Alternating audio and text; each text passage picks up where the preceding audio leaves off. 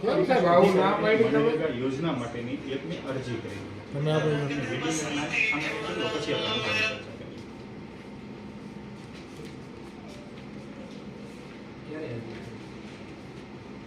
અરજી કરી છે 2 મહિના પહેલા.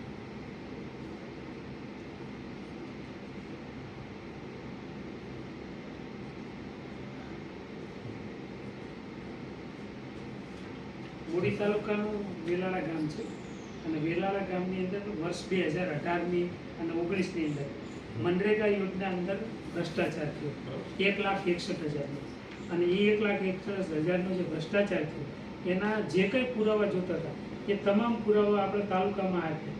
તાલુકાવાળાએ એની ગોળ જવાબ કરી અને કોઈ પણ પ્રકારનો ભ્રષ્ટાચાર થયો નથી એવા પ્રકારના નિવેદનો લઈ અને આખી વાતને બંધ કરવાનો પ્રયત્ન કર્યો. હકીકતમાં એના તમામ પ્રકારના પુરાવા છે. એક વ્યક્તિ હા તમે વાત કરો. પછી મને તાલુકા વિકાસ અધિકારી શ્રીએ આ જવાબ રજૂ કર્યો છે. એના અનુસંધાને આપણે વાત કરીએ છીએ.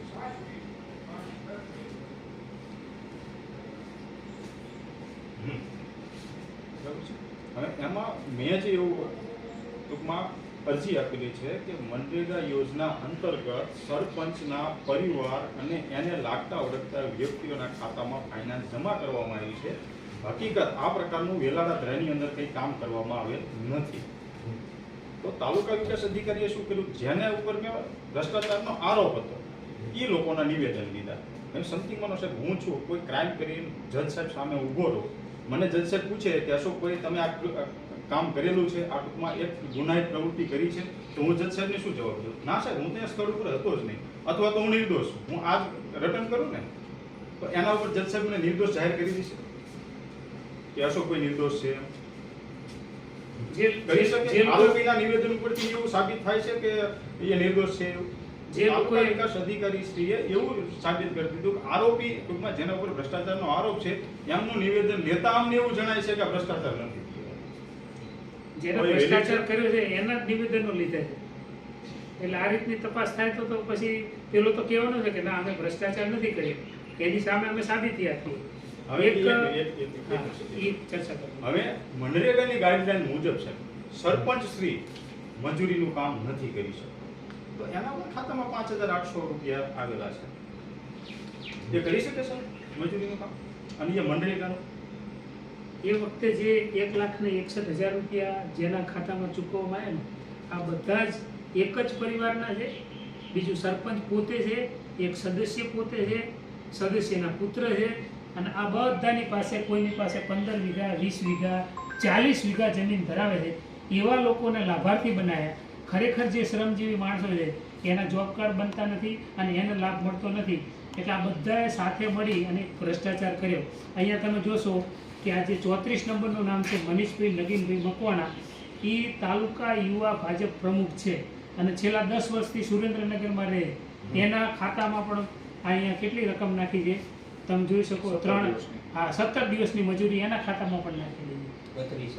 3264 રૂપિયા આના ખાતામાં ના. સરપંચના ખાતાની અંદર તમે જો 29 દિવસની મજૂરી, સદસ્યના ખાતાની અંદર પણ મજૂરી નાખી છે. આ બધા જ એમના પરિવારના સભ્યો છે. હવે એનાથી અગત્યની વસ્તુ સાહેબ, આ જે 17 નંબર છે મનસુખભાઈ બબાભાઈ મકવાણા, એને 29 દિવસની મજૂરી આપી 5,568 રૂપિયા. એ માણસે સોગંદનામું કરી નાખ્યું કે મેં આવું કોઈ કામ કર્યું નથી. આ પ્રકારની યોજના અમારા ગામમાં અમારા ગામમાં યોજના આવી કોઈ થઈ નથી. કોઈ સફાઈનું કામ થયું નથી. ગામતળમાં મનરેગા યોજના અંતર કોઈ કામ થયું નથી.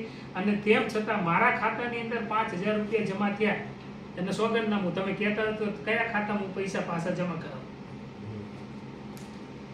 અને આ ભાઈનો અંગૂઠો મારીને જોબ કાર્ડમાં જે બિલો બનાવ્યા ને સરપંચે એનો અંગૂઠો મારેલો. અહીંયા તમે જો બીજું એક હાજરી પત્રક છે. એ હાજરી પત્રકની અંદર જો સાહેબ નામ મકવાણા મનસુખભાઈ બબાભાઈ, આ ભણેલો ગણેલો માણસ છે. અહીંયા સોગંદનામામાં ગ્રેજ્યુએટ છે એને સહી કરી અને અહીંયા જ્યારે પૈસા ઉપાડવાના થયા ત્યારે એના નામનો અંગૂઠો. બધા જ ઓલાની અંદર અસંખ્ય સાબિતી છે. આવી જેટલી સાબિતી જોતી હોય ને આપવા માટે અમે તૈયાર છીએ.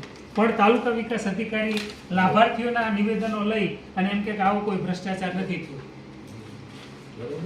આટલા પુરાવા આપવા છતાં તાલુકા વિકાસ અધિકારી એવું કેમ કહે છે કે આ ભ્રષ્ટાચાર નથી થયો.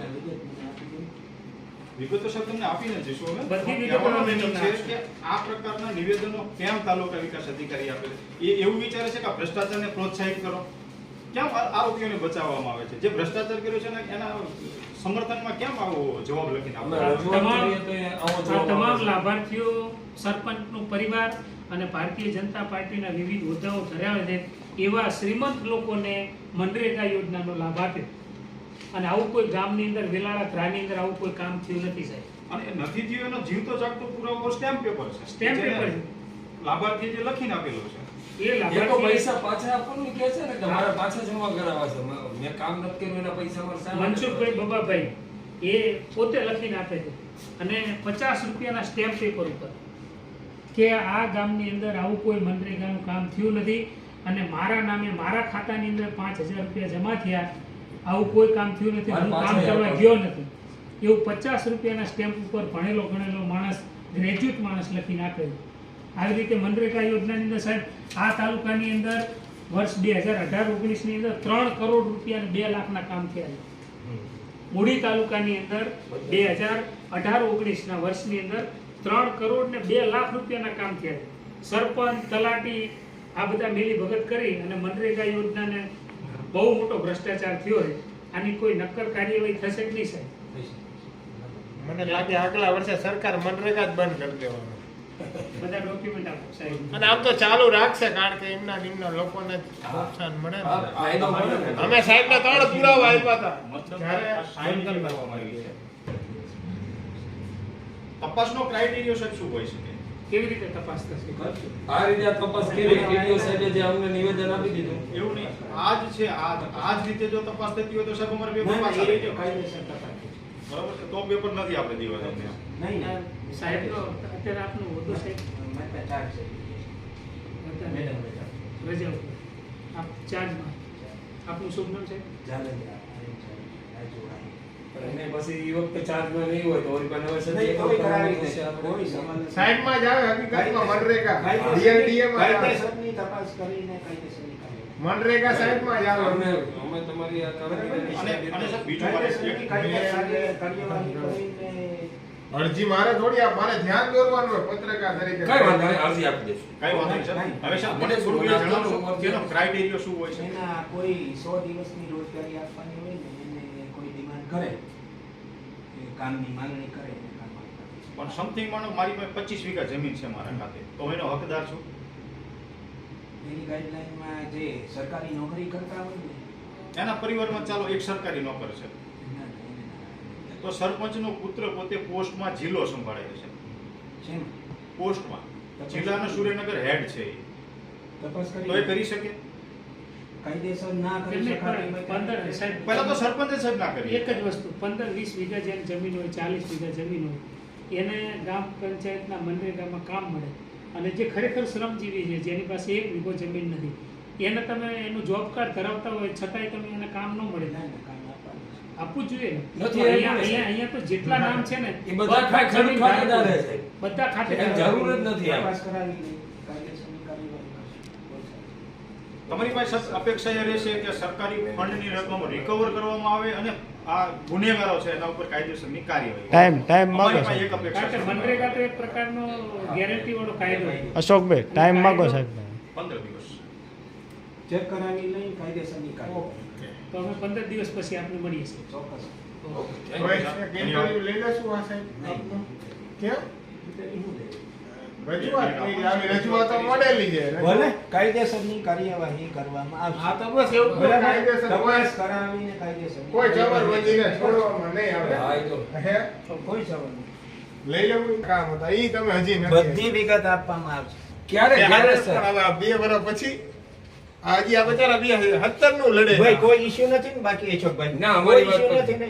ઈશ્યુ એટલે તો આ આવ્યા છે. 15 દિવસ દિવસ પછી પછી તપાસ આવશે કરી કાયદેસરની કાર્યવાહી કરવામાં આવશે. Okay, okay. મારું Thank ક્યારે you. આ પૂરું થશે આટલી અને વિગત? સાહેબ, આપણે એના ઉપર કંટ્રોલ કરો. કરશું કાયદેસરની કાર્યવાહી. કારણ કે આ રીતે જો નિવેદનો આપે છે, આનો ઉચિત છે તમારા સુધી કોઈ છે. ના, ના. બધા શબ્દી માનો છે કે અભણ વ્યક્તિ અરજી ફક્ત આપી જાય છે, તો એના આવા જવાબો મળતા છે. કાયદેસરની શ્યોર છે. અધિકારીને તો ખાસ કડક શબ્દોમાં આ પ્રકારની નિવેદનો ના આપવાનું છે. આ તો એક ગાંડા માણસો તેમાં જગ્યા ઉપર બેસવાનું ને તો પણ એને ખબર પડે કે આ ભ્રષ્ટાચાર છે. તો એ તો તાલુકા વિકાસ અધિકારી છે, શિક્ષિત છે, એજ્યુકેટેડ છે.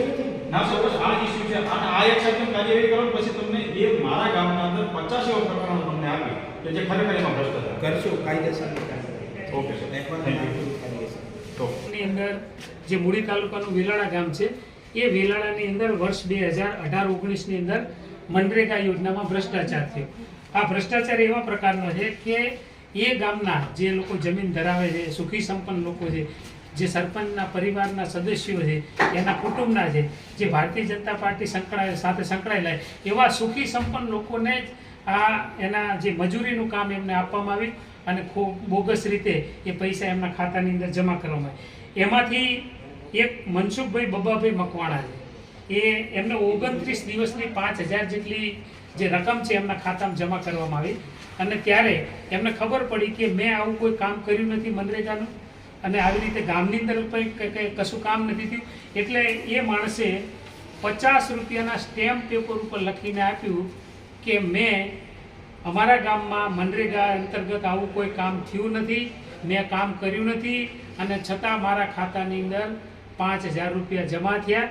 જો સરકાર ધારે તો આ 5000 રૂપિયા પરત આપવા માટે તૈયાર છું. આવા આપણી પાસે ઓથેન્ટિક પ્રૂફ છે. એની ખોટી સહીઓ કરવામાં આવી અને બધા જ સરપંચના પરિવાર અને ભારતીય જનતા પાર્ટીના હોદ્દેદારો મનરેગા યોજનાનો લાભ લીધો. અહીંયા એક જે નામ છે મનીષભાઈ નગીનભાઈ મકવાણા, એમને 17 દિવસની મજૂરી પૂરી પાડી.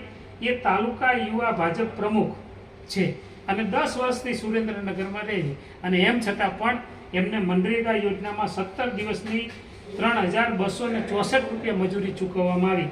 સરપંચ પોતે એનો લાભ લે, સરપંચના પરિવાર એમનો લાભ લે, એમનો જે પુત્ર છે એ સરકારી નોકરી ધરાવે છે છતાં પણ સરકારી મનરેગા યોજનાના મજૂર તરીકેના લાભો એને મેળવ્યા.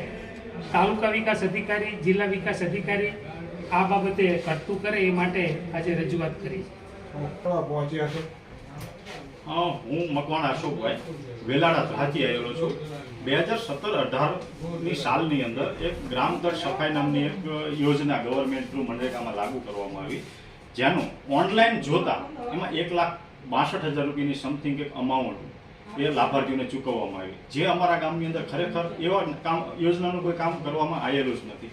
એના અનુસંધાને તાલુકા વિકાસ અધિકારીશ્રીને અરજી કરવામાં આવી તો એમને ઉડાવ જવાબ આપી એવું નિવેદન, એવો એમનો અભિપ્રાય આપી દીધો કે આ બાબતમાં ભ્રષ્ટાચાર થયેલો જ નથી.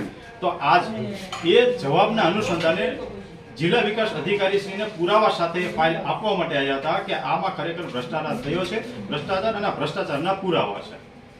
તો એમને 15 દિવસના કાર્યવાહી કરવાની ખાતરી આપી છે, તપાસ કરવાની ખાતરી આપી છે અને જેનો અમને વિશ્વાસ છે કે જિલ્લા વિકાસ અધિકારીશ્રી પોતાનું 15 દિવસમાં કામ પૂરું કરી અને અમને પોઝિટિવ રિપોર્ટ આપશે. આભાર. આપણે રજૂઆત કરી તો